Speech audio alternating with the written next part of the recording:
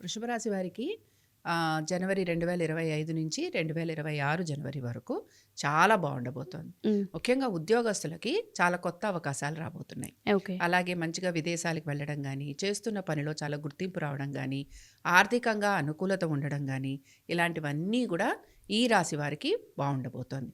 అయితే ఒక్క విషయంలో వీళ్ళు జాగ్రత్త తీసుకోవాలి. హ్మ్. ఏమిటి అనంటే రుణాల జోలికి వెళ్లకుండా ఉండటం. అలాగే కొంతవరకు వీరి యొక్క ఆరోగ్యం గురించి జాగ్రత్త తీసుకోవటం. ఈ 2 విషయాలేనమ్మా. మిగతా అన్ని విషయాలు హ్మ్. వీళ్ళు ఈ సంవత్సరం నిజంగా ఏదైనా ప్లానింగ్ చేసుకుంటే, అంటే మా పిల్లల గురించి ఇది ప్లాన్ చేస్తున్నాం, లేకపోతే మేము ఏదైనా ఇల్లు కొనుక్కుంటాం, లేకపోతే మేము ఉద్యోగంలో మారుతాం, లేకపోతే మాకొచ్చిన ఆపర్చునిటీస్ తీసుకుంటాం.